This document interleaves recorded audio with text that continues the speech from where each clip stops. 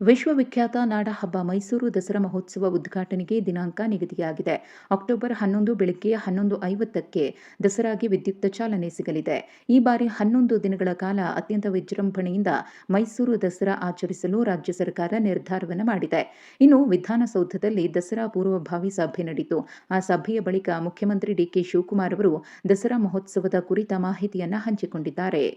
ಕರ್ನಾಟಕದ ಶ್ರೀಮಂತ ಪರಂಪರೆ ಮತ್ತು ಸಂಸ್ಕೃತಿಯನ್ನ ವಿಶ್ವಕ್ಕೆ ಸಾರುವ ಉದ್ದೇಶದಿಂದ ಈ ಬಾರಿ 10 ಹೊಸ ಕಾರ್ಯಕ್ರಮಗಳನ್ನು ದಸರಾದಲ್ಲಿ ಅಳವಡಿಸಲಾಗುತ್ತಿದೆ. ಅಂತಾರಾಷ್ಟ್ರೀಯ ಮಟ್ಟದ ಗಾಯಕರು, ಕ್ರೀಡಾಕೂಟಗಳು ಮತ್ತು ಸಾಂಪ್ರದಾಯಿಕ ವೈಭವಕ್ಕೆ ಈ ಬಾರಿ ಹೆಚ್ಚಿನ ಪ್ರಾಮುಖ್ಯತೆಯನ್ನ ನೀಡಲಾಗುತ್ತಿದೆ. ಇನ್ನು ಈ ಬಾರಿ ಏರ್ ಶೋ ಮಾಡಲು ಕೇಂದ್ರ ಸರ್ಕಾರದ ಬಳಿ ಮನವಿ ಮಾಡಬೇಕು ಅನ್ನೋ ಸಲಹೆಯೂ ಕೂಡ ಕೇಳಿಬಂದಿದೆ. ಹೀಗಾಗಿ ಈ ವಿಚಾರವಾಗಿ ಕೇಂದ್ರಕ್ಕೆ ಮನವಿ ಸಲ್ಲಿಸಲಾಗುತ್ತೆ. ಹಾಗೆ ದಸರಾ ಉದ್ಘಾಟನೆಯನ್ನ ಯಾರ ಕೈಯಿಂದ ಮಾಡಿಸಬೇಕು ಎಂಬ ತೀರ್ಮಾನವನ್ನು ಕೂಡ ಅತಿ ಶೀಘ್ರದಲ್ಲೇ ನಿರ್ಧಾರ ಮಾಡ್ತೇವೆ ಅಂತ ಡಿಕೆ ಶಿವಕುಮಾರ್ ತಿಳಿಸಿದ್ದಾರೆ.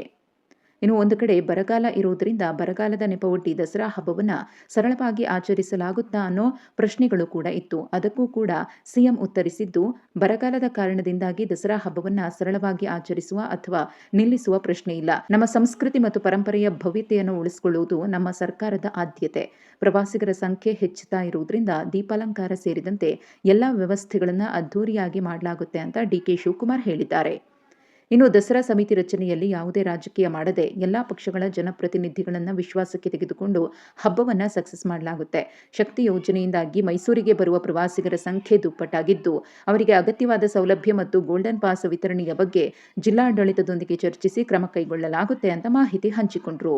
ಇನ್ನು ಈ ಬಾರಿಯ ದಸರಾದ ವೇಳಾಪಟ್ಟಿಯನ್ನು ನೋಡೋದಾದ್ರೆ, ಗಜಪೂಜೆ ಅಂದ್ರೆ ಆನೆಗಳ ಆಗಮನ ಆಗಸ್ಟ್ 26 ಬೆಳಗ್ಗೆ 10 ಗಂಟೆಗೆ ಆಗುತ್ತೆ. ದಸರಾ ಮಹೋತ್ಸವದ ಉದ್ಘಾಟನೆ ಅಕ್ಟೋಬರ್ 11 ಬೆಳಗ್ಗೆ 11:50ಕ್ಕೆ, ನಂದಿ ಪೂಜೆ ಅಕ್ಟೋಬರ್ 21 ಮಧ್ಯಾಹ್ನ 1:30ಕ್ಕೆ, ಜಂಬೂ ಸವಾರಿಗೆ ಚಾಲನೆ ಅಕ್ಟೋಬರ್ 21 ಮಧ್ಯಾಹ್ನ 1:30ಕ್ಕೆ, ಜಂಬೂ ಸವಾರಿ ಪುಷ್ಪಾರ್ಚನೆ ಅಕ್ಟೋಬರ್ 21 ಸಂಜೆ 4:10ಕ್ಕೆ.